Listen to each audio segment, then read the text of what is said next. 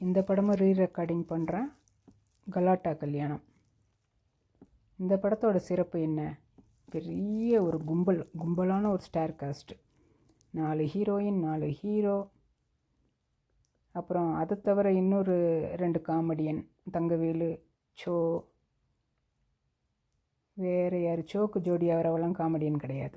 மற்றபடி எல்லாருமே காமெடியன் தான் அந்த படத்தில். எக்ஸப்ட் ஜோதி நிர்மலான்னு ஒருத்தி வருவான்னு நினைக்கிறேன், ஏவிஎம் ராஜனோட ஜோடியா. She was not that comical. AVM ராஜனும் அவ்வளோ ஒரு காமெடி கிடையாது.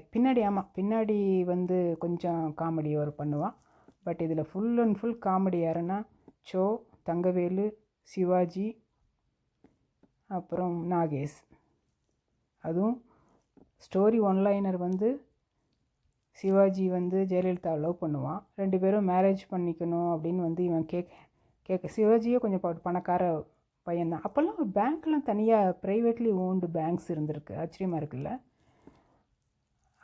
ஆமாம், அது எப்போ வந்து பேங்க்ஸ் எல்லாம் வந்து இது பண்ணாங்கன்னு தெரியல, ப்ரைவேட்லேருந்து மாற்றினாங்கன்னு தெரியல. மேபி அது ஏதாவது ஒரு ஏதாவது ஒரு இயரில் நடந்திருக்கலாம். எனக்கு அதை பற்றி டீட்டெயில்ஸ் தெரியலை. ஏன்னா ப்ரைவேட் பேங்கரோட பையன் அவன் சிவாஜி. வேலையே செய்ய மாட்டான். அவனுடைய வேலையெல்லாம் சிவாஜி நாகேஷ் தலையில் கட்டிட்டு அவனுக்கு ஏதோ பணம் கொடுத்துட்டு இங்கே ரொமான்ஸ் பண்ண போயிடுவான். இந்த படத்தில் ஒரு ஃபைட் பண்ணுற ஹீரோவெல்லாம் கிடையாது சிவாஜி. இவனே வில்லன்ட்ட நல்லா முத்து வாங்கிட்டு வருவான். சிவாஜி அடியெல்லாம் வாங்கிட்டு வருவான்.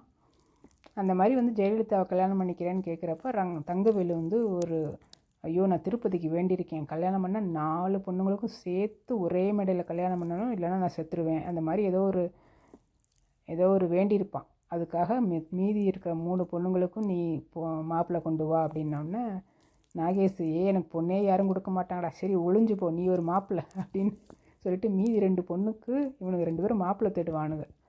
அதுதான் கதை. அந்த 2 பொண்ணுங்களும் பயங்கர தகராறு பண்ணுங்க, இந்த மாப்பிள்ளை வேணாம். அதுங்களுக்குன்னு ஒரு வியூ வச்சுருக்கும்ல, எனக்கு இந்த மாதிரி மாப்பிள்ளை வேணும்னு. ஸோ அந்த மாப்பிள்ளையை எனக்கு கன்வின்ஸ் பண்ணி கூப்பிட்டு வர மாதிரி கடைசியில் ஒரே கலாட்டா. படத்தோட பேர்லேயே இருக்கே கலாட்டா கல்யாணம். ஒரு அவுட்ரைட் காமெடி தான், பிகினிங் டு த எண்ட். நிறைய சீன் நல்லாயிருக்கும். மனோரமா நாகேஷ் காமெடி. எனக்கு இதில் படத்தில் வந்து எனக்கு ஹைலைட்டாக தெரிகிற காமெடி வந்து சிவாஜியும் நாகேஷும் சேர்ந்து கிளப்பு ஒவ்வொரு இடமா போய் சர்ச்சுக்கு மாப்பிள்ளை தேடும் போது ஒருத்தர் ஒரு சாமியார் மாதிரி ஒரு நல்ல ஒரு பக்திமான ஒருத்தரை பார்த்து, என்னுடைய அண்ணன் பையனுக்கு தான் யாரோ ஒருத்தர் அவருடைய ரிலேட்டிவ்க்கு தான் பொண்ணு பார்க்குறாங்க, என்னுடைய சமயப்பணிகளை எனக்கு அப்புறம் இவனுக்கு வர்ற துணைவியார் தான் செய்யணும்னு சொன்ன உடனே சிவாஜியும் நாகேஷும், நமக்கு 7 நரகத்தில் கீழ் நரகம் கூட கிடைக்காதரா இந்த சச்சுவை தலையில் கட்டினா அப்படின்னு சொல்லி 2 பேரும் ஒரே நேரத்தில் வருகிறோம் ஐயா அப்படின்னு ஓடுவானுங்களா. அந்த சீன்லாம் உண்மையில் ரொம்ப நல்லாயிருக்கும். அந்த மாதிரி பிட்டாக காமெடி இருக்கும், நிறைய காமெடி இருக்கும். எனக்கு எப்போவுமே பிடிச்ச காமெடின்னு வந்து சோ வந்து ஒன்லைனர் ரொம்ப நல்லா பண்ணுவான். ஒன்லைனர்னால் அவன் தான் பெஸ்ட்டு. அவன் ஒரு காமெடியன் மாதிரியே இருக்காது. அங்கங்கே வந்து அந்த பசங்களை கேலி பண்ணிவிட்டு அந்த 4 பொண்ணுங்களுக்கும் அவன் மாமா, ஆக்சுவலாக தங்கவேலு ஒய்ஃபோட தம்பி அவன். ஸோ அவன் வந்து அவனுடைய காமெடி அங்கங்கே. கடைசியில் அந்த சச்சுக்கு எப்படியோ ஒரு மாப்பிள்ளையை பிடிச்சிடுவானுங்க.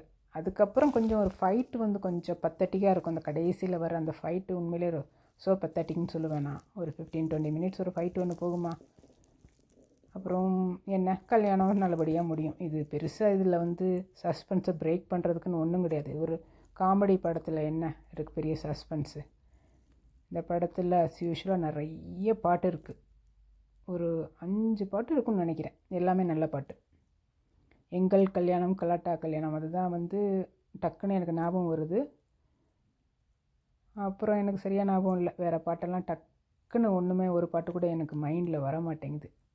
ஏதோ படியிலேருந்து மேலேருந்து கீழே இறங்கி வருவா ஜெயலலிதா, அப்போது வர ஒரு பாட்டு ஒன்று, அது உடனே என்னமோ ஸ்ட்ரைக் ஆக மாட்டேங்குது அந்த பாட்டு. வந்த இடம் நீ வந்த இடம் வர வேண்டும் மகாராணி, அந்த பாட்டாக இருக்கும்னு நினைக்கிறேன். இன்னொரு பாட்டு ஞாபகம் வருது எனக்கு, ஏவிஎம் ராஜனும் ஒரு கிளப் டான்ஸரும் சேர்ந்து ஆடுற பாட்டு, உறவினில் 50-50 அப்படின்னு சொல்லி, உதட்டினில் 50-50. அது வந்து எல்லாரும் விசிற பாட்டு. எல்லாரும் விசிற பாட்டு யூஸ்வலாகவே நல்லா தான் இருக்கும். அந்த பாட்டு நல்லாயிருக்கும். அந்த பாட்டு நல்லாயிருக்கும். படமே ஒரு ஃபன்னாக இருக்கும். இதெல்லாம் நான் திருப்பி திருப்பி பார்க்குறேன்லாம் கண்டிப்பாக சொல்ல மாட்டேன். ஒன் டைம் வாட்சபிள் அவ்வளோதான். அந்த ரீதியில் தான் இந்த படத்துக்கெலாம் நான் மேபி ஒரு ட்வைஸ் பார்த்துருக்கலாம். அண்ட் ஓவர் அகைன் பார்க்குற மாதிரி இந்த படத்தில் ஒன்றும் கிடையாது. படத்தில் எனக்கு திருப்பி ஒரு ஹைலைட்டாக ஒரு பாட்டு ஒன்று ஞாபகம் வருது. அப்பப்பா நான் அப்பா நல்லடா, தப்பப்பா நான் தாய் மல்லடான்னு ஒரு பாட்டு வரும், காமெடி பாட்டு. அந்த சீன் வந்து இப்போ பார்த்தா எனக்கு என்ன தோணுன்னா, அந்த குழந்தைய அழுகிற குழந்தைய வச்சுட்டு அவனுக்கு பாடுவானுங்களோ, அந்த படத்தை பார்த்திங்கன்னா சிவாஜியும் நாகேஷும் சேர்ந்து பாட்டு அந்த குழந்தைய அவ்வளோ டார்ச்சர் பண்ணுவானுங்க. அதை வந்து ஒரு உயிருள்ள குழந்த மாதிரியே இருக்காது, அது என்னமோ பொம்மை மாதிரி அவனுக்கு போட்டு அப்படியும் இப்படியும் போட்டு தூக்குறது. அது குழந்த சீனில் பார்த்தாலே கதறி கதறி அந்த குழந்தை அழுகிறத நமக்கு நல்லா தெரியும். அந்த சீன்லாம் ரொம்ப ஓவராக இப்போ ரொம்ப யோசிக்கும் போது அவ்வளோ அள வச்சுருக்க வேணாம். பொதுவாக சில பாட்டுலெல்லாம் குழந்தை அழுதவொடனே சமாதானமாக இருக்கும் போது தானே பாட்டு எடுப்பானுங்க. இந்த குழந்தை அழுகிற குழந்தை, அதுக்கேற்ற மாதிரி தானே பாட்டு, அழுகிற குழந்தைய சமாதானம் பண்ணுற மாதிரி. அதனால் குழந்தை என்ன கிள்ளி விட்டு அடித்து அழக வச்சுருப்பானுங்களோன்னு தெரியல, அது கதறுன்னு கதறும் அந்த குழந்தை. அது பார்க்குறதுக்கே ரொம்ப ஒரு ஆக்வர்டாக இருக்கும் இந்த பாட்டு.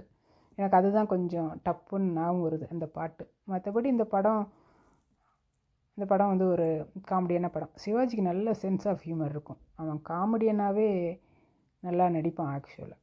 அது கேட்கவா வேணும் நாகேஷ் கூட சேர்ந்தா? Okay, check out this movie கலாட்டா கல்யாணம்.